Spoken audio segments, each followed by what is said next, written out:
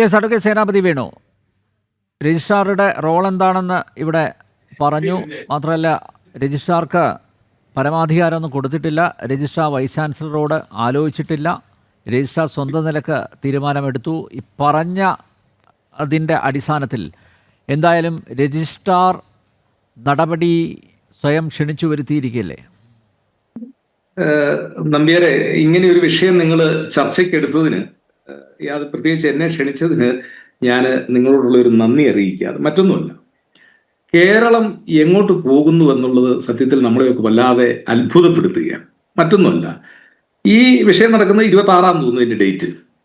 ലോകം മുഴുവൻ ശുഭാംശു ശുക്ല ബഹിരാകാശത്തേക്ക് പോകുന്നത് എത്രയോ എന്താ പറഞ്ഞാൽ ആകാംക്ഷയോടെ നോക്കി നിൽക്കുമ്പോൾ നമ്മുടെ മലയാളത്തിലെ TV ചാനൽ മുഴുവൻ DYFIക്കാരനും പോലീസും ഗവർണറെ തടയുന്നതിന്റെ ഉന്തും തള്ളും നടത്തിക്കൊണ്ടിരിക്കുന്ന വാർത്തകളാണ് നമ്മൾ കണ്ടുകൊണ്ടിരുന്നത്. നിങ്ങളുടെ ചാനലിൽ ഉണ്ടായിരുന്നു ഞാൻ ഓർക്കുന്നില്ല. അതൊന്ന് തിരുത്തണം കേട്ടോ.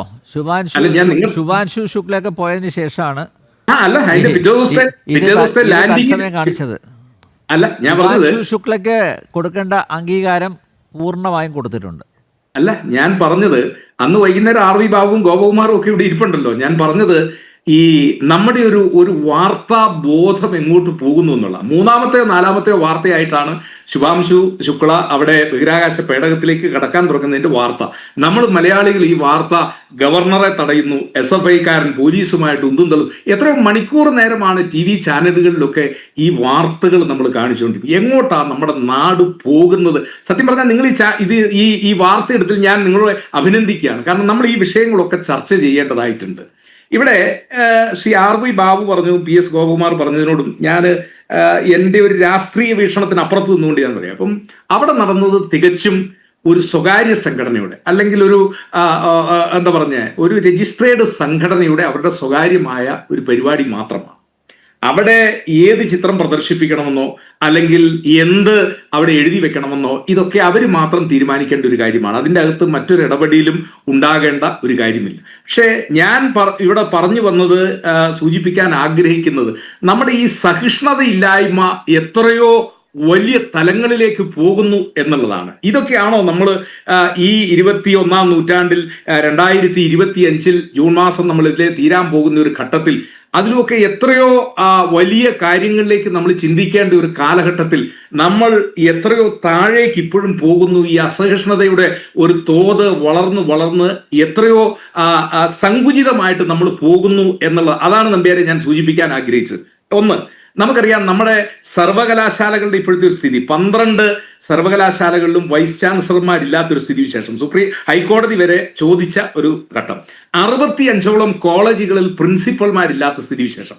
വിദ്യാഭ്യാസം രംഗം, ഉന്നത വിദ്യാഭ്യാസ രംഗം ഇതുപോലെ താറുമാറായി എന്താ പറഞ്ഞ കേരളത്തിന്റെ പഴയ ആ ഒരു പാരമ്പര്യവും സംസ്കാരവും ഒക്കെ ചവിട്ടി മെതിച്ചുകൊണ്ട് നമ്മുടെ വിദ്യാഭ്യാസ മേഖലയിൽ ഇപ്പോൾ സംഭവിച്ചുകൊണ്ടിരിക്കുന്നത് എന്ത് എന്ന് ആർക്കും അറിയാൻ മേലാത്തൊരു സ്ഥിതിവിശേഷത്തിൽ എത്തിയിരിക്കുകയാണ്. അപ്പൊ നമ്മളിവിടെ ചർച്ച ചെയ്യുന്ന രജിസ്ട്രാറെ കുറിച്ചാണ്. ഗവർണർ ഒരു ഭരണഘടനാ സ്ഥാപനത്തിന്റെ തലവനാണ്. രജിസ്ട്രാർ എന്ന് പറയുന്ന ഒരു ഗവൺമെന്റ് നിയമിക്കുന്ന ഒരു ഉദ്യോഗസ്ഥനാണ്. ഇവിടെ ഒരു കാരണവശാലും ഞാനിപ്പോൾ ഗവർണർ നടത്തിയ നടപടികളെ ഒന്നും ന്യായീകരിക്കാൻ ഞാൻ ആഗ്രഹിക്കുന്നില്ല. അതൊക്കെ പിന്നീട് നമുക്ക് വിശദമായിട്ട് ചർച്ച ചെയ്യാവുന്ന ഒരു കാര്യമാണ്. ഇവിടെ ഗവർണർ പങ്കെടുക്കുന്ന ഒരു പരിപാടി, ഔദ്യോഗികമായി അദ്ദേഹം തീരുമാനിച്ചിരിക്കുന്ന ഒരു പരിപാടി, ആ പരിപാടി റദ്ദാക്കാനായി കേവലം രജിസ്ട്രാർ അതിന് ഉത്തരവ് കൊടുക്കുന്നു എന്ന് പറഞ്ഞു കഴിഞ്ഞാൽ എങ്ങോട്ടാണ് നമ്മുടെ നാട് പോകുന്നത്? ഇതാണല്ലോ നമ്മൾ റൂൾ ഓഫ് ലോ, ഭരണഘടന നയിക്കുന്ന ഒരു നാടാണല്ലോ. ആ നാട്ടിലേക്ക് നമ്മൾ എങ്ങോട്ടാണ് പോകുന്നത്? ചിലപ്പോൾ ഞാൻ മനസ്സിലാക്കുന്നത് രജിസ്ട്രാർക്ക് ചില കമ്പൽഷനുകൾ കാണും. കാരണം സിസ തോമസ് ഒരു ഉദാഹരണം പറഞ്ഞു, മനസ്സിലായോ? മുൻ ഗവർണർ നിശ്ചയിച്ച സാങ്കേതിക സർവകലാശാലയുടെ വൈസ് ചാൻസലറായി നിയമിതയായി എന്ന ഒറ്റ തെറ്റിൽ സിസ തോമസിന് ഈ കഴിഞ്ഞ ആഴ്ച കണ്ടാണ് അവരുടെ പെൻഷൻ കിട്ടുന്ന സ്ഥിതിവിശേഷം ഉണ്ടായത്. കാരണം ഭരിക്കുന്ന സർക്കാർ ഇപ്പോൾ ഇടതുപക്ഷ സർക്കാരായിരുന്നു. ഒരുപക്ഷെ ഞാൻ സംശയിക്കുന്നത്, ഇനി രജിസ്ട്രാർ ഇങ്ങനെ ഒരു നടപടി സ്വീകരിച്ചില്ല എങ്കിൽ സിസ തോമസിന്റെ അനുഭവം, രജിസ്ട്രാർ എന്നത്തേക്കാണ് അദ്ദേഹം വിരമിക്കുന്നതെന്നോ അല്ലെങ്കിൽ അതൊന്നും എനിക്കറിയത്തില്ല, ഈ സിസ തോമസിനുണ്ടായ ഒരു അനുഭവം ചിലപ്പോൾ ഒരുപക്ഷെ ഇദ്ദേഹത്തിനും ഉണ്ടാകുമോ എന്ന് സംശയിച്ചത് കൊണ്ടായിരിക്കാം അദ്ദേഹം ഏതോ അജ്ഞാത കേന്ദ്രങ്ങൾ, ഏതായാലും ഇവിടെ പറഞ്ഞതുപോലെ അദ്ദേഹം സ്വന്തമായിട്ട് തീരുമാനമൊന്നുമല്ല. നേതാവായിട്ടുള്ള അനിൽകുമാറിന് എന്തായാലും സിസ തോമസിന്റെ അവസ്ഥ ഉണ്ടാവില്ല. ഞാൻ പറഞ്ഞത് ഇനി അനിൽകുമാർ ഇങ്ങനെ ഒരു നടപടി എടുക്കുന്നില്ല എങ്കിൽ അദ്ദേഹം ചിലപ്പോൾ മനസ്സിൽ വിചാരിച്ചിട്ടുണ്ടാവും. കാരണം അദ്ദേഹത്തിന് നിർദ്ദേശം കൊടുക്കുന്ന ആരാണ്? ഇപ്പൊ ഭരിക്കുന്ന ആളുകളാണല്ലോ. ഈ കാര്യത്തിൽ ഒരു അലങ്കോലപ്പെടുത്തലിന് ചിലപ്പോൾ ഒരുപക്ഷെ അദ്ദേഹം അതിന് നിന്നു കൊടുത്തില്ല എങ്കിൽ ഇനി അങ്ങനെ ഒരു അനുഭവം തനിക്കും ഉണ്ടാകുമോ? എന്നാ പിന്നെ ആയിക്കോട്ടെ, ഒരു ചട്ടങ്ങളും പാലിക്കാതെ അദ്ദേഹം നേരിട്ട് സ്റ്റേജിൽ കയറി, അതും ഗവർണർ പങ്കെടുക്കുന്ന ഒരു പരിപാടി, ഇത് ക്യാൻസൽ ആക്കിയിരിക്കുന്നു എന്ന് പറയുമ്പോൾ, അതാണ് ഞാൻ ആദ്യം പറഞ്ഞത്, നിയമവാഴ്ചയും അതോടൊപ്പം ഭരണഘടനാ വ്യവസ്ഥകളും നിലനിൽക്കുന്ന ഒരു നാട്ടിൽ ഇയാൾ ഏത് ലോകത്തിൽ നിന്നാണ് വന്നിരിക്കുന്നത്? അതാണല്ലോ നമ്മൾ ചിന്തിക്കേണ്ടത്. എന്ത് അധികാരമാണ് ഇദ്ദേഹം അവിടെ പ്രയോഗിച്ചിരിക്കുന്നത്? അതാണല്ലോ അദ്ദേഹം പുറത്തു പറയേണ്ടത്. അപ്പോ ഇവിടെ നിശ്ചയമായിട്ടും രജിസ്ട്രാറുടെ നടപടി എന്ന് പറയുന്നത് അതൊട്ടും ഉചിതമായ ഒരു നടപടിയല്ല. ഉചിതമായ നടപടിയല്ല എന്ന് മാത്രമല്ല, അതൊരിക്കലും സ്വീകരിക്കേണ്ട ഒരാളല്ല. അവിടെ അദ്ദേഹം ചെയ്യേണ്ട നടപടി എന്താണ്?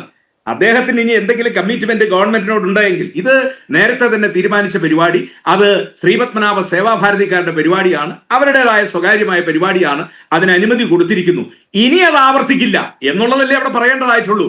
ഓൾറെഡി ഇവിടെ സൂചിപ്പിച്ചതുപോലെ പരിപാടി തുടങ്ങി 15 മിനിറ്റ് കഴിഞ്ഞതിന് ശേഷം പിന്നെ മെയിൽ അയക്കുക എന്നൊക്കെ പറഞ്ഞാൽ, അപ്പോ നിശ്ചയമായിട്ടും ഇവിടെ നടന്നിരിക്കുന്നത് രജിസ്ട്രാറുടെ ഭാഗത്തുണ്ടായിരിക്കുന്ന നടപടി എന്ന് പറയുന്നത് അതൊരു കാരണവശാലും അംഗീകരിക്കാൻ പറ്റുന്ന ഒരു നടപടിയല്ല.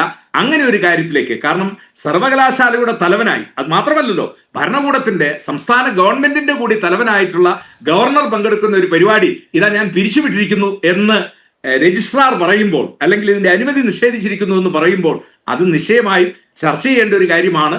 അദ്ദേഹത്തിനെതിരെ നടപടികൾ സ്വീകരിക്കപ്പെടണം എന്നുള്ള കാര്യത്തിൽ ഒരു തർക്കവുമില്ല. കാരണം ഇതൊന്നും ഇന്നുകൊണ്ട് അവസാനിക്കുന്നല്ലോ. നാളെയും ഗവർണർമാർ വരണം, പരിപാടികൾ നടക്കണം, സെനറ്റ് ഹാളിൽ വരണം, മറ്റ് സർവകലാശാലയുമായി ബന്ധപ്പെട്ട ഇൻസ്റ്റിറ്റ്യൂഷനുകളിലൊക്കെ ഇവർ വരണമല്ലോ.